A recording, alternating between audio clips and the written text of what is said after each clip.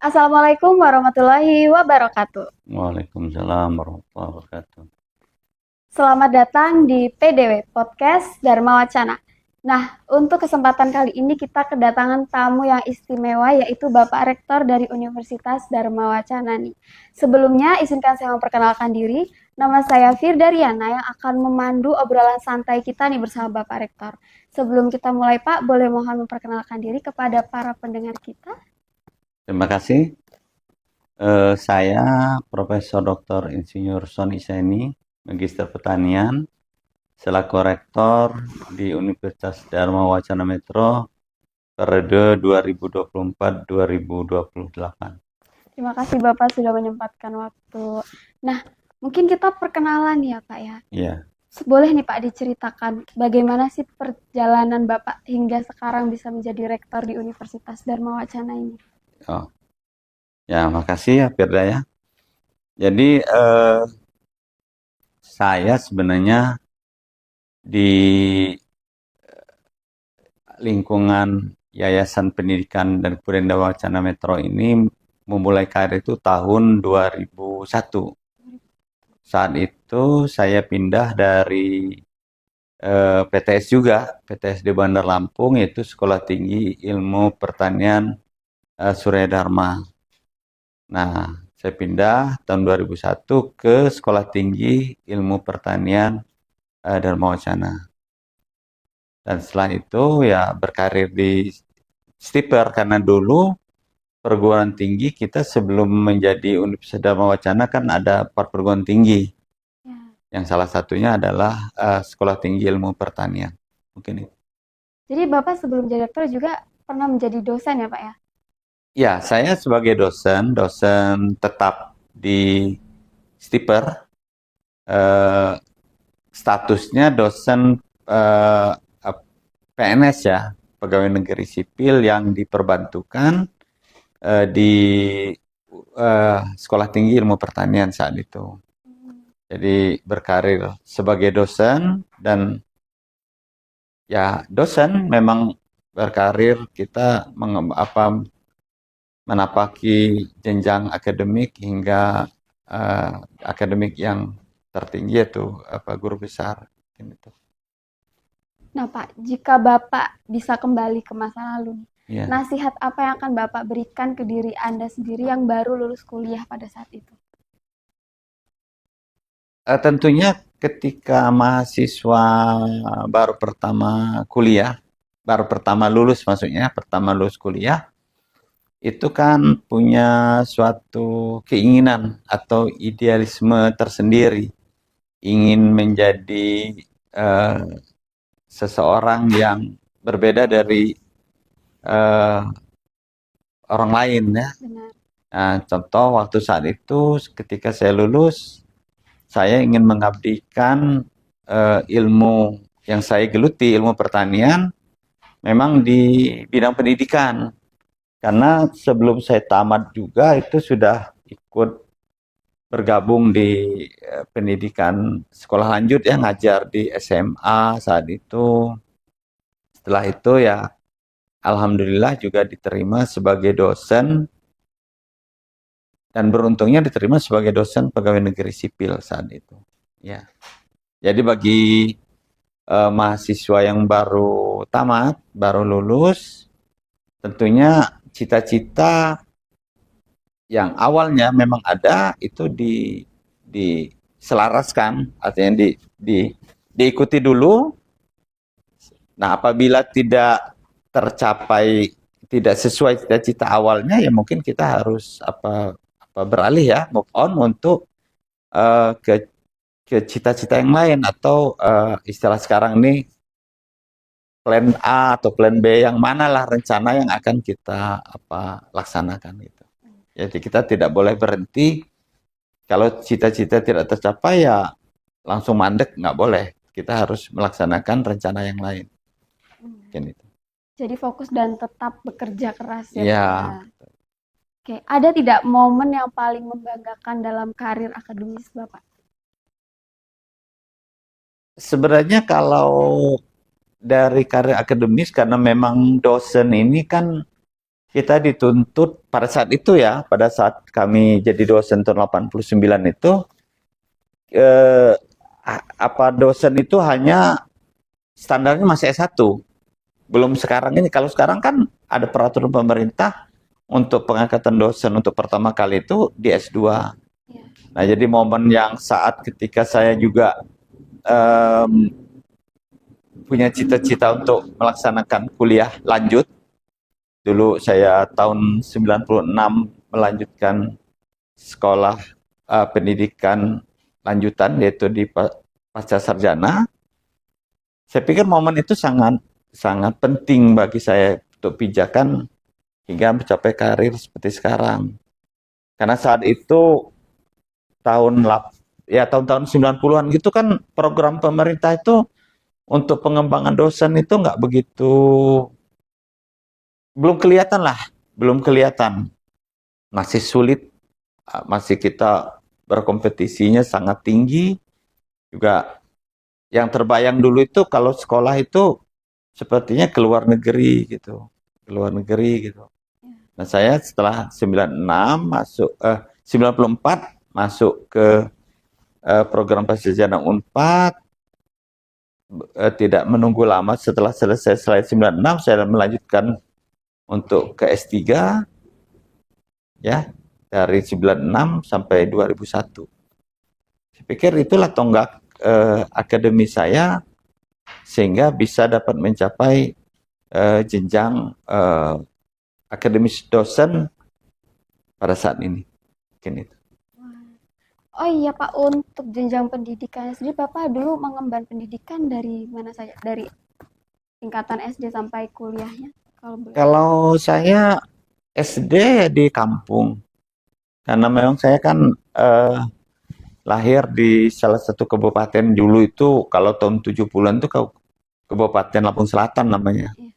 Lahir di Gisting, masih Kabupaten Lampung Selatan.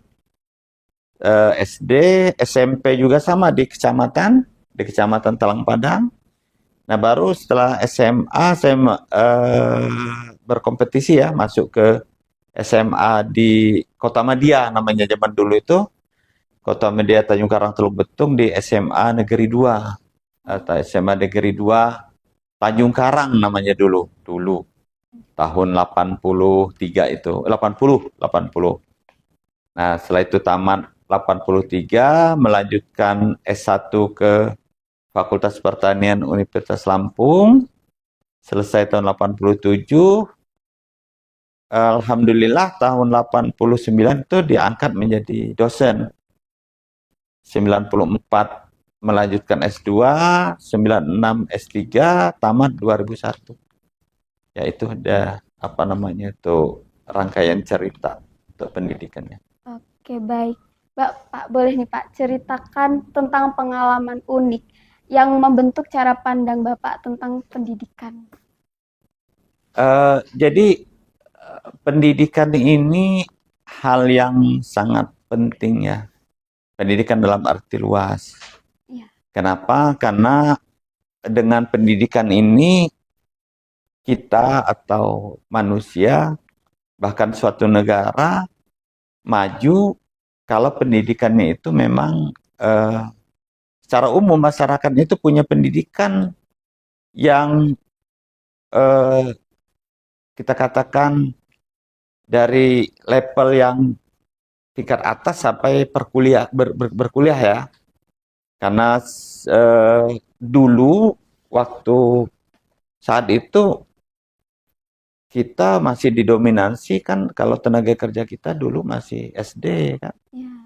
Nah, jadi dengan adanya pendidikan yang lebih tinggi diharapkan masyarakat kita atau warga negara kita, terutama di negara kita itu akan mendapatkan pencerahan bagaimana kita mengarungi kehidupan ini, karena kalau tanpa pendidikan saya yakin suatu negara itu nggak akan maju. Ya, itu pandangan saya. Kalau pendidikan hal yang sangat penting, tentu dibarengi dengan karakter ya, karakter dari seseorang itu untuk memang tetap amanah di menjalankan pendidikan dalam arti luas. Jadi jangan beranggapan kalau udah kuliah seperti itu selesai, tapi karakter, akhlak itu penting untuk dikembangkan. Di atas ilmu masih ada akhlak ya Pak ya. Ya, lebih penting. Nah Kalau Bapak, orang nggak berilmu tapi nggak berakhlak, nggak bagus. benar. Itu harus akhlak lebih tinggi. Ya. Bapak, siapa nih sosok yang menginspirasi Bapak? Dan boleh diceritakan alasannya? Kalau dari saya sih terbayang aja hanya bagaimana mengembangkan ilmu ilmu terutama berkaitan dengan ilmu saya adalah ilmu pertanian. Nah, kalau kita lihat sosok yang ada, ya saya sendiri kan eh, anak dari seorang guru SMP saat itu, SMP di kecamatan kan, SMP di kecamatan. Tetapi artinya ketika saya lebih banyak belajar tentang ilmu ya, ilmu pertanian maksudnya, itu lebih luas pandangan saya untuk kenapa sih itu untuk pertanian saja kita kan sulit untuk berkembang swasembada, tapi nggak tercapai juga dan seterusnya, banyak lah yang ini biar problem, sehingga memang concern untuk itu sebagai penginspirasi bagaimana untuk mengembangkan pendidikan ini sebenarnya keinginan pribadi untuk melihat perkembangan ilmu atau perkembangan masyarakat kita secara umum itu sebenarnya. Baik. Nah, Bapak kan pasti sibuk nih ya, menjadi seorang rektor pasti dipenuhi dengan kesibukan nih Pak. Bagaimana cara Bapak bisa menyeimbangkan nih antara waktu untuk pekerjaan dan waktu untuk keluarga dan waktu untuk diri sendiri? Sebenarnya kalau saya sebagai rektor ini kan pekerjaannya kalau dihitung oleh negara itu apa apa dari jam kerja aja dia itu 12 jam per hari ya. Harus istilahnya mempersiapkan suatu waktu yang cukup besar untuk bekerja itu. Nah, kalau kita bagi dalam satu hari itu dari 24 jam itu, kalau saya standar aja. Yang penting istirahat untuk tidur ya, istirahat ya standar aja ya. Artinya jam 10, jam 11 sampai jam 4 subuh kan. Setelah itu melaksanakan kegiatan di rumah, berangkat bekerja, ya melayani apa yang dikerjakan di kampus, menyiapkan perkuliahan, membimbing mahasiswa, ya dinikmati aja. Kalau dihitung-hitung jam ini sekian jam nggak boleh lagi ketemu, nggak boleh, tetap aja. Ya, jadi istilah kita ini waktu kita untuk bekerja itu kita sesuaikan dengan kondisi yang ada, itu aja. Nah, Bapak biasanya kalau ngisi waktu luang nih, diisi dengan kegiatan apa sih Pak biasanya? Waktu luang, kalau dikatakan waktu luang itu mungkin yang dapat dikatakan waktu luang itu kan hanya waktu tidak bekerja, kalau bisa saya sampaikan. Seperti hari Sabtu misalnya, atau hari libur atau hari Minggu. Itu yang dapat dikatakan waktu luang. Kalau waktu bekerja dari Senin ke Jumat, ya waktu bekerja. Nggak ada waktu luang.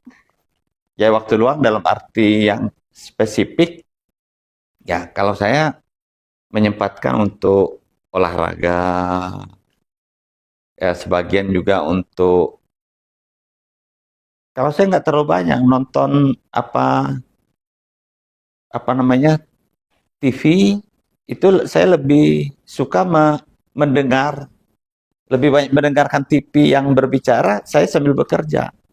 Jadi nggak habis waktu saya harus melihat TV atau tontonan itu. Ya mungkin kalau saya kerja nggak dengarkan lagunya, udah sambil kerja gitu. Eh, waktu luang nggak nggak waktu luang ya diisi aja dengan rekreasi, ya tetap ada rekreasi, olahraga, hal-hal yang lain ya bermain atau silaturahmi dengan kawan-kawan, keluarga, itu aja. Jadi bahkan di waktu luang pun Bapak tetap menyempatkan untuk bekerja ya Pak? Ya, artinya waktu luang ketika libur ya apa Sabtu apa Minggu ya tetap saya selalu itu apa kerja. Karena walaupun saya sana pergi ke Pak Bandung, tetap saya itu bawa laptop biasanya ke Palembang karena ada keluarga bawa laptop. Jadi waktu-waktu luang untuk di hotel misalnya di tempat istirahat ya kita bekerja melihat apa yang bisa kita kerjakan. Mungkin mahasiswa ada yang minta validasi misalnya gitu. Itu saya lebih banyak bekerja dari laptop gitu. Untuk olahraga sendiri biasanya Bapak berolahraga apa? Kalau dari dulu kalau saya itu sukanya bola. Karena dengan umur yang semakin bertambah, nggak mungkin. Dan bola yang dengan skala kecil sekarang futsal itu juga nggak bisa saya ikuti. Karena sepertinya kan iramanya lebih tinggi dari main bola biasa. Iya benar. Lebih lebih apa walaupun lapangannya kecil tapi mobilitasnya lebih cepat. Kan bahaya juga. Nah, saya tuh banyak sekarang udah jalan 3 tahun nih saya berenang. Berenang eh, 1 minggu sekali berenang. Coba-coba kalau waktu yang kosong jalan kaki, jalan kaki hanya mutar lapangan gitu. Itu aja ya. Jadi yang rutin dapat dikatakan itu ya berenang 1 minggu 1 kali. Juga waktunya nggak lama, paling lama juga 1 jam nggak juga. Kesehatan penting ya Pak ya. Penting ya. Terutama menjaga irama tidur, irama tidur. Kalau saya karena saya memang suka bola, nonton bola itu sebenarnya masih kebayang sekarang nonton bola larut malam gitu. Tapi udah sulit. Tinggal lihat aja apa informasi hasilnya. Oh ini yang menang yang mana gitu kan. Grup apa namanya itu apa klub-klub yang memang kita dukung ya kita lihat aja hasilnya. Meskipun nanti ada juga yang kita tonton secara full kalau final, kalau ada pertandingan yang menarik itu kita tonton. Oke. Ya. Itu dia dedikasi Bapak rektor universitas kita dari kampus kita. Bahkan di waktu luangnya saja Bapak masih menyempatkan untuk bekerja loh. Nah, Bapak kan sebagai rektor sebuah perguruan tinggi pasti memiliki visi dan cita-cita besar nih Pak. Ya. Apa harapan Bapak bagi universitas kita ini untuk masa mendatang? Ya, semua pimpinan perguruan tinggi hampir sama sih ya. Karena punya visi bagaimana mencapai perguruan tinggi itu menjadi unggul dalam bidang ilmu pengetahuan dan teknologi. Ya kita juga sama ya. Jadi apa visi kita di Universitas Dharma Wacana ini saya sebagai pimpinan ya menjadikan Universitas Dharma Wacana ini unggul dalam ilmu pengetahuan dan teknologi secara global. Kenapa? Karena cita-cita itu saya yakin juga nggak akan selesai di periode kepemimpinan saya sebagai rektor. Tetapi mudah-mudahan ketika ada peralihan kepemimpinan, cita-cita menjadikan Universitas Dharma Wacana itu menjadi universitas yang unggul dalam ilmu pengetahuan dan teknologi itu tetap menjadi garis lurusnya gitu. Nah, itulah cita-citanya. Jadi bagaimana kita mengembangkan ilmu pengetahuan dan teknologi dengan melibatkan Tridharma perguruan tinggi kita.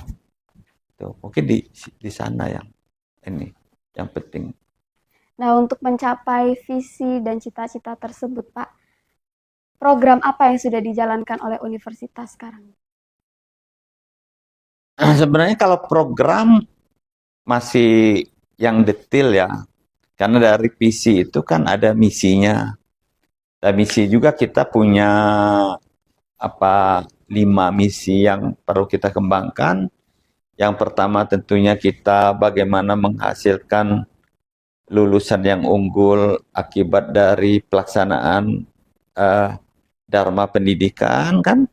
Nah, untuk Dharma penelitian kita berkeinginan bagaimana penelitian dosen maupun mahasiswa ini punya sekarang ini apalagi dengan tagar dari Kementerian Pendidikan Tinggi ini tentang berdampak, kita punya keinginan hasil penelitian itu punya dampak. Dan yang ketiga itu tentunya Dharma untuk pengabdian, karena Tridharma ini, Dharma pengabdian ini juga penting. Karena kita perguruan tinggi kan tidak boleh jauh dari masyarakat sebagai pengguna teknologi. Nah, selanjutnya itu kita berkeinginan bagaimana pendidikan tinggi kita ini akuntabel dan bisa diakses dan siapapun bisa melihat apa yang kita kerjakan. Dan yang terakhir itu kita berkeinginan punya kerjasama baik dia lokal dan nanti kayak ini Universitas Dharma Wacana ada di kota metro, minimal kita bisa bekerja sama dengan Pemkot Metro atau di bawah-bawahnya, artinya dinas pertaniannya kah, terus dinas koperasinya atau yang lain, karena kita punya 4 fakultas kan. Benar. Jadi fakultasnya itu kalau pertanian mungkin linearnya ke pertanian. Kalau kesehatan mungkin linearnya ke rumah sakit, ke dinas kesehatan. Nanti fakultas FISIP, ilmu sosial politik, mungkin ke pemerintahannya, ke kelurahan atau kecamatan. Dan yang fakultas teknologi bisnis sains juga lebih luas. Bisa ke masyarakat secara umum bagaimana menggunakan teknologi informasi ini kan yang semakin berkembang. Itu sebenarnya keinginan kita supaya ada kerjasama yang menguntungkan. Nah, nanti meningkat ke regionalnya, wilayah Sumatera bagian selatan misalnya, nasionalnya nanti kita juga punya kerjasama secara nasional. Yang terakhir tentunya keinginan kita punya kerjasama lingkup internasional. Itu yang saya yakin semua perguruan tinggi ingin melakukan kerjasama itu baik dari skala kecil sampai skala yang internasional. Untuk yang skala internasionalnya sendiri udah ada program yang berjalan belum, Pak, di universitas kita? Kalau kita yang sudah 2 tahun ini ya, berjalan 2 tahun maksudnya ya, ini kan ada program magang yang di Jepang ini. Mahasiswa Fakultas Pertanian yang melaksanakan dulu program pemerintah yang lama, yang masih Kementerian Pendidikan dan Kebudayaan. Dulu kan ada nama MBKM. Nah, MBKM itu ya, Merdeka Belajar Kampus Merdeka itu, mahasiswa kita ada program magang. Sampai sekarang juga masih dilanjutkan oleh pemerintah yang sekarang untuk kampus berdampak ini, untuk magang ini masih tetap dilanjutkan. Itu salah satunya yang bisa kita lakukan untuk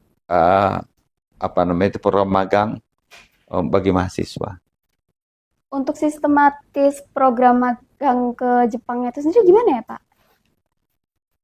Sebenarnya program magang di Jepang ini kan artinya Eh, karena bukan hanya Jepang butuh tenaga kerja ya, tapi bagi mereka memanfaatkan mahasiswa yang ingin belajar lebih banyak tentang, karena yang baru magang ke pertanian ya, Iya. dari Fakultas Pertanian. Jadi mereka berkeinginan bagaimana supaya mahasiswa kita yang masih menimba ilmu pertanian ini untuk dapat bekerja secara praktis di lapangan, artinya seperti di rumah kaca maupun di lapangan, itu itulah salah satu alasan ketika ada kesempatan perusahaan bidang pertanian itu membuka untuk mahasiswa kita dapat apa magang di sana, ya kita kita ikut ikut berkompetisi karena awalnya itu kan mahasiswanya juga dites kan, Iya. ada tes terbukanya atau Oh, dites dulu kan, tidak istilahnya kami butuh 5 kita kasih 5 langsung terima, enggak, diseleksi dulu dari bahasanya, nanti dari ada tes secara umum, ya baru nanti ditentukan kebutuhan 5 ya, ya kita bisa apa namanya kan kita daftarkan 5 orang gitu. untuk sekarang kan baru jurusan pertanian ya Pak ya. Ya, Ada nggak kemungkinan untuk 3 fakultas lainnya untuk bisa magang ke Jepang juga? peluangnya terbuka ke luar negeri ya secara umum seperti ini contoh di bidang di kesehatan. Nah, kesehatan ini memang agak agak sulit keluar karena mereka ini program studinya itu kan masih D3. D3 ini kalau kita lihat untuk perkuliahan, terutama penyelesaian mata kuliah yang harus mereka ambil itu agak ketat, agak ketat. Nah, sehingga eh, kita untuk mengakui atau merekognisi mata kuliah yang ada itu belum. Nah, kalau untuk yang terbuka lebar itu sebenarnya untuk Fakultas Teknologi ya, Sains dan Bisnis ini. Itu yang terbuka karena kita ketahui untuk di luar negeri ya, apakah Jepang, Taiwan gitu kan, yang memang Taiwan terutama itu kan pusat dari pengembangan IT, IT yang kayak semikonduktor itu banyak di Taiwan kan. Iya, Artinya kalau kalau Fakultas Teknologi ini memang punya kesempatan untuk melakukan kerjasama berupa pemagangan di luar negeri, apakah ke Korea ataukah ke Taiwan, itu sangat baik. Itu kedepannya kita bisa bisa kita adakan kerjasama juga. baik. Nah, Bapak, kan universitas kita ini baru ya Pak ya ibaratnya. Ya, ya. Nah, gimana sih cara Bapak mengatasi perselisihan yang antar fakultas yang tadinya kan pada berdiri sendiri-sendiri nih Pak? Mm-mm. Gimana cara mengatasi rasa individualis antar fakultas? Ya pasti ada ya, karena perguruan tinggi Universitas Dharma Wacana ini kan dapat kita katakan umur kan baru belum 1 tahun. Benar. Nanti tanggal 19 September ini baru 1 tahun. Jadi desenatalis itu di tanggal 19. Dan artinya umur dari perguruan tinggi yang sebelumnya, 4 perguruan tinggi yang bergabung itu juga umur yang sudah dewasa.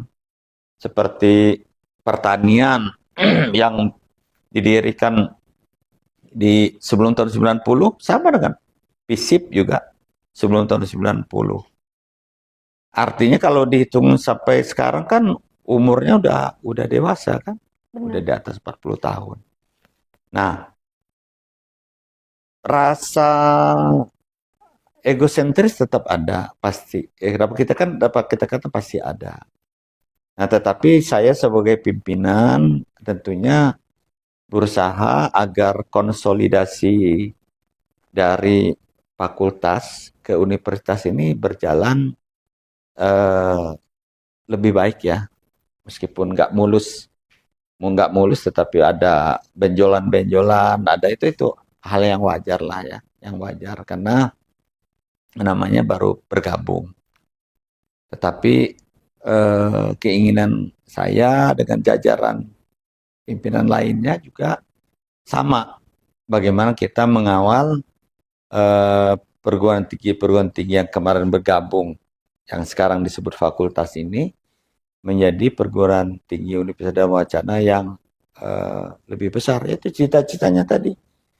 Kita ingin menjadi perguruan tinggi yang unggul gitu. Oke. Bagaimana cara menyeimbangkan tuntutan akademis dan kesejahteraan staf serta mahasiswa, Pak? Nah, ini yang problem dasar juga ya. Jadi problem dasar. Jadi gini, kalau kita kaitkan dengan tuntutan akademis, kita berusaha atau tetap melaksanakan pedoman akademis yang ada, yang sudah ada kita laksanakan, terutama dari perkuliahan. Nah, perkuliahan ini sebenarnya kan sudah diatur oleh pemerintah ya melalui kementerian. Untuk penyelesaian tingkat sarjana saja kan sudah ditentukan 144 SKS minimal dengan tugas-tugas yang lain.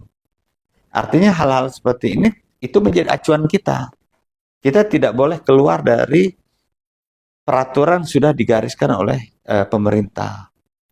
Nah, apabila kita melanggar itu artinya melanggar aturan. Nah, berkaitan dengan pelaksanaan perkuliahan yang dilaksanakan oleh dosen dan mahasiswa sebagai konstituennya, itu kan pasti melibatkan pembiayaan. Nah, pembiayaan ini kalau kita di swasta ini kan idealnya ada, kita bagi dua lah ya. Dari internal itu dapat kita kata itu bersumber dari mahasiswa. Kalau eksternal itu dari pemerintah melalui kementerian atau pihak ketiga, pihak lain yang ingin menyumbangkan dana tetapi tidak ada ikatan yang memberatkan. Ya, apakah itu beasiswa, apakah itu bantuan, monggo aja, tetapi tidak memberatkan perguruan tinggi kita. Nah, fakta yang ada sekarang ini kan kita yang agak berat ini, jumlah mahasiswa kita kan belum terlalu banyak. Nah, belum terlalu banyak, sehingga pembiayaan untuk perguruan tinggi juga belum besar. Ya, kalau kita melihat perguruan tinggi yang besar di Lampung ini saja, misalnya kalau di Bandar Lampung seperti UBL, kalau di kota metro seperti Universitas Muhammadiyah Metro yang cukup jumlah mahasiswa cukup besar. Nah, makanya artinya ke depan kita berkeinginan bagaimana kita meningkatkan jumlah mahasiswa. Nah, ketika jumlah mahasiswa itu meningkat, artinya pembiayaan itu nggak serta-merta harus meningkat. Kalau jumlah mahasiswa sedikit kan pasti keinginan dari penyelenggara, badan penyelenggara meningkatkan input dari mahasiswa ya, SPP. Tapi kan itu berat, memberatkan mahasiswa. Jadi kita salah satu langkahnya bagaimana kita meningkatkan jumlah mahasiswa. Nah, kedua, kita memacu dosen terutama untuk dapat mencari pembiayaan dari luar. Seperti untuk penelitian, itu mengajukan hibah ke kementerian, pengabdian masyarakat juga dapat melakukannya, atau dengan Pemkot atau Pemda yang lain, misalnya dengan pemerintah Kabupaten Lampung Timur, Lampung Tengah, atau perusahaan-perusahaan, bisa itu dilakukan supaya pembiayaan perkuliahan itu tidak meningkat terlalu cepat gitu. Jadi universitas sangat memikirkan mahasiswanya ya Pak ya. Ya, jadi artinya mahasiswa itu kan tidak dirugikan dari segi akademisnya. Jadi mahasiswa kan punya hak itu untuk mendapatkan pengajaran lah ya. Kita Ya. katakan pengajaran. Pengajaran berkaitan dengan mata kuliah. Ya, ketika mata kuliah dari 144 SKS itu misalnya ada mata kuliah sekitar eh, 60 SKS, 60 mata kuliah misalnya. Maka mahasiswanya harus mendapatkan pengajaran dari 60 mata kuliah itu. Sesuai sebaran SKS-nya, ada yang 3, ada yang 2, kan gitu ya. Ya. Nah, nanti itu mahasiswa nggak boleh dirugikan.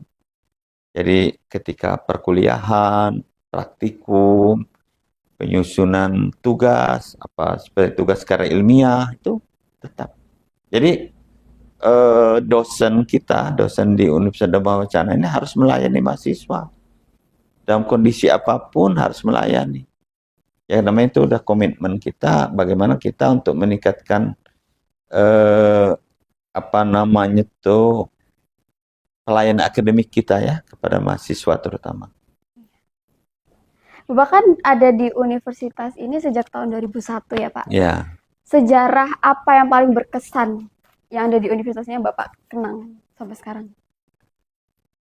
ya sebenarnya yang paling berkesan ini saat itu kita ada aturan dari pemerintah itu tentang akreditasi. Sekitar tahun 2000, sebelum 2010 lah. Itu ada aturan pemerintah. Jadi perguruan tinggi itu harus terakreditasi namanya dulu. Nah, akreditasi dulu itu apa masih nilainya dulu AA, B, C atau D dulu ya istilahnya. Tidak ada istilah tidak terakreditasi. Itu sebenarnya yang sangat berkesan. Kenapa? Bapak dulu waktu di Stiper merupakan perguruan tinggi yang pertama yang bisa terakreditasi di lingkungan Dharma Wacana ini gitu kan. Jadi dulu program studi agronomi dulu kan. Nah, terus itu agroteknologi. Nah, terakreditasi, terus itu agribisnis, enggak dulu masih agronomi. Agronomi dulu namanya. Yang satunya itu dulu penyuluhan dan komunikasi pertanian. Nah, saat itu terakreditasi dua-duanya. Kan Bapak masih dosen di Stiper kan? Iya. Dan itu menjadi suatu bagi Bapak itu suatu apa ya prestasi bagi kami ya, bukan Bapak sendiri, bagi kami di Sekolah Tinggi Ilmu Pertanian dulu. Karena saat itu belum banyak perguruan tinggi itu terakreditasi. Jangankan di kita dulu belum ada, baru itu di lingkup metro, terus itu Lampung saja baru sedikit. Nah, baru kita meningkat menjadi perguruan tinggi Stiper itu terakreditasi. Jadi akreditasi program studi, akreditasi perguruan tinggi terakreditasi itu suatu apa kebanggaan. Kebanggaan. Alhamdulillah sampai sekarang masih ajak, masih terakreditasi. Dan nah yang lain sebenarnya setelah bergabung ini karena keinginan bergabung ini kan udah sejak tahun 2020-an lah ya. Keinginan bergabung dan pada tahun 2024 itu karena mulai proses yang cukup panjang bergabungnya perguruan tinggi yang ada di lingkup Yayasan Pendidikan Dharma Wacana ini menjadi universitas. Jadi dua tonggak sejarah apa pengalaman ini sebenarnya kalau menurut Bapak yang sangat berkesan ya saat itu karena akreditasi sampai sekarang masih banyak perguruan tinggi itu tidak terakreditasi se-Indonesia ya. Masih banyak. Wah. Yang itu kita alhamdulillah sudah terakreditasi. Oke. Nah, Bapak untuk memberi kemudahan bagi mahasiswa dalam menimba ilmu nih, fasilitas apa yang sudah disediakan oleh kampus? Nah, ini memang kita masih standar minimal kita ya. standar minimal yang bisa kita berikan kepada mahasiswa. Artinya kalau kita melihat ruang perkuliahan udah sangat jauh berbeda dari zaman ketika Bapak pindah ke sini 2001. Saat itu ya memang karena memang zamannya juga ya masih papan tulis, Iya. kapur ya. Nah, sekarang dengan ruang perkuliahan sudah punya AC, papan tulisnya menggunakan whiteboard, juga tambah di pendukung sudah ada LCD ya. Itu salah satu perangkat perkuliahan yang sudah agak lumayan. Zaman dulu memang masih sangat jauh ya, tapi memang saat-saat seperti saat itu ya hampir sama. Nggak negeri maupun swasta juga hampir sama. Itu salah satunya. Dan juga untuk fakultas-fakultas yang memang punya ruang mata kuliah yang ada praktikumnya, juga kita dapat menyediakan laboratorium ya untuk standar minimalnya. Di pertanian ada laboratorium, di Fakultas Teknologi juga ada laboratorium komputer ya. Di PIKES ada laboratorium untuk keperawatan. Di FISIP juga ada. Dan juga perpustakaan meskipun belum begitu baik dari pelayanan maupun ketersediaan buku atau sumber belajarnya ya, sumber pembelajaran kita masih terbatas. Tetapi dengan perkembangan teknologi sekarang kan sebenarnya sumber ilmu itu sangat terbuka kan dengan adanya perpustakaan online kan, atau ketika ya salah satu dengan 5 tahun yang terakhir dengan menggunakan AI ini juga. Jadi sebenarnya sekarang bagaimana keinginan kita ya, baik dosen maupun mahasiswa itu saja mau maju atau enggak itu ada di kita sebenarnya. Benar. Mm-mm. Nah, Bapak, seperti yang kita ya, mahasiswa dan organisasi kemahasiswaan ini kan punya peran yang sistematis nih dalam kehidupan kampus. Apa pesan dan harapan Bapak bagi seluruh mahasiswa dan organisasi kemahasiswaan yang ada di universitas kita ini, Pak? Yang pertama, kalau Bapak memandang organisasi kemahasiswaan sekarang namanya Badan Eksekutif ya, BEM ya. Dulu kalau masih Bapak kuliah itu zaman namanya itu Senat Mahasiswa, SEMA dulu namanya. Senat Mahasiswa, terus ada Badan Perwakilan Mahasiswa. Dulu ada, Bapak ikut dua-duanya dulu waktu kuliah S1 itu. Terutama bagaimana kita belajar ya di badan eksekutif ini kita belajar menjadi pemimpin ya, pemimpin dalam hal berorganisasi. Itu yang pertama.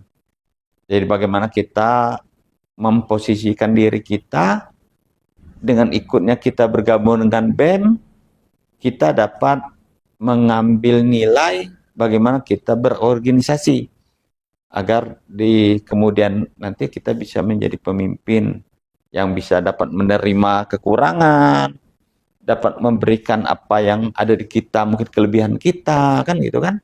Itu yang pertama. Yang selanjutnya itu di BEM juga kan banyak bidangnya. Salah satu bidang itu tentang penalaran ya, maupun keilmiahannya. Nah, harusnya di situ diasah untuk diskusi, bertukar pikiran. Artinya nanti mahasiswa-mahasiswa juga punya kegiatan untuk semacam peningkatan kemampuan untuk penalaran gitu kan. Nah, jadi kita jangan menjadi peserta saja, harus ikut berperan langsung di dalam pengembangan diri. Karena tujuan akhir dari kita ikut organisasi kemahasiswaan ini adalah agar si mahasiswa nanti setelah tamat itu menjadi pribadi yang cukup yang cukup lengkap lah ya, dari ilmu pengetahuan saya sudah dapat, kepemimpinan dia sudah dapat karena berorganisasi, kemampuan untuk bernalar, merencanakan sesuatu juga ada. Mungkin itu. Selama Bapak menjadi rektor di universitas ini nih Pak, tantangan-tantangan apa sih yang sering Bapak hadapi? Sebenarnya kalau tantangan yang dihadapi ya banyak ya, bagaimana kita menyikapi saja ya, karena memang kalau perguruan tinggi swasta itu dia yang pasti itu dia ada di atasnya, namanya itu badan penyelenggara. Nah, badan penyelenggara itu kalau kita sebutkan yayasan. Nah, artinya ketika kita bagaimana kegiatan yang ada di universitas itu memang selaras dengan kebijakan yang dikeluarkan oleh badan penyelenggara. Nah, kalau selaras sebenarnya nggak ada masalah. Ya, tapi pasti ada masalah, pasti ada pertentangan, pasti ada yang tidak sesuai. Ya, saya sebagai pimpinan di universitas ini ya berusaha untuk supaya perbedaan itu ya diperkecil, ya. Hal-hal yang memang belum sesuai ya kita diarahkan sesuai, meskipun perbedaan pasti ada, ya perbedaan pasti ada. Karena apa namanya itu cita-cita dari badan penyelenggara dan cita-cita pendidikan tinggi yang terbaik itu ya sejalan. Itu. Menurut Bapak, isu apa nih yang paling penting untuk diperhatikan dalam ekosistem pendidikan tinggi di Indonesia? Kalau yang sekarang dan ke depannya ya, sebenarnya Bapak ini juga agak pesimis ya. Kenapa Pak? Kenapa? Karena sebenarnya kepada mahasiswa kita ini apa yang Bapak lihat sekarang ya. Saya juga ngobrol dengan kawan-kawan ya, karena saya punya kawan pimpinan perguruan tinggi negeri kan gitu ya. Apa semangat si mahasiswa ini berkurang untuk lebih banyak memperdalam ilmunya. Nah, padahal sekarang ini sumber belajar itu kan lebih banyak. Yang tadi kan artinya teknologi informasi semakin berkembang, perpustakaan online itu banyak sekali. Terus untuk pencarian bahan-bahan perkuliahan itu kita tinggal masuk ke open system yang mana kan gitu Ya, kan. benar. Atau didukung lagi teknologi AI ini. Nah, tapi kenapa si mahasiswa ini malah terlena? Ya terlena apa? Karena terlena penggunaan smartphone ini yang nggak pas. Jadi smartphone ini digunakan bukan untuk mendukung pembelajarannya itu. Karena ini pengalaman kawan saya yang memang salah satu pimpinan di fakultas di perguruan tinggi negeri, sampai ngomong gitu dia pas mau nguji skripsi nilainya besar, saya lihat 3,89 gitu IP-nya ya. Wow. Begitu ditanya, kayaknya kayak enak kuliah zaman kita dulu, katanya bilang gitu kan, karena kawan gitu. Jadi, nah itu jadi kan ngerasa, artinya bukan di swasta aja yang terjadi ini, di negeri pun hampir sama. Tapi nggak semua kan ya, nggak semua kan. Tapi kalau kita hitung dari jumlah mahasiswa yang sekian juta orang kan, harapannya kan lebih banyak yang untuk lebih maju kan gitu. Cemas ya Pak ya? Ya bukan sih, nggak juga cemas, menggemaskan aja. Kenapa harusnya kita ini, dulu contoh Bapak ya, Bapak mau selesai itu tahun 87. Jadi 86 itu 86 87 itu peralihan, 86 kami KKN, 87 awal kami udah penelitian gitu kan. Kami dulu Fakultas Pertanian Unila yang tahun 87 ya segitulah, perpustakaannya kecil, cuman ada skripsi aja. Ya kami ke Bogor, rombongan berapa orang, 7 apa 6 orang gitu, ngekos untuk mencari ilmu karena kita anggap IPB itu gudangnya ilmu pertanian kan, Iya. sakingnya ya gitu kan. Nah yang sekarang kan sumber ilmunya banyak tapi kok malah agak melempem gitu kan. Harusnya kita kan lebih lebih bagus apa namanya itu karya tulis kita, tugas-tugas kita yang dibebankan dosen ke mahasiswa itu lebih banyak sumbernya kan gitu kan. Nah itu, tapi ya harapan lah ya supaya lebih baik. Oke, nah itu tadi Pak. Sebelum penutup nih Pak, mungkin Bapak bisa ngasih saran dan motivasi bagi seluruh aktivis yang ada di kampus kita ini supaya lebih semangat dalam berkarya dan menimba ilmu Pak. Silahkan. Khusus pada mahasiswa, mari kita manfaatkan sebesar-besarnya era teknologi informasi ini, bagaimana kita mengembangkan ilmu. Kita jangan terlena dengan adanya era teknologi informasi, terutama penggunaan smartphone ini, malah membuat kita untuk mencapai atau memperdalam ilmu yang lebih tinggi itu tidak tercapai. Nah, saya pikir itu harapan saya. Jadi kita jangan terlena dengan adanya teknologi ini. Nah, kepada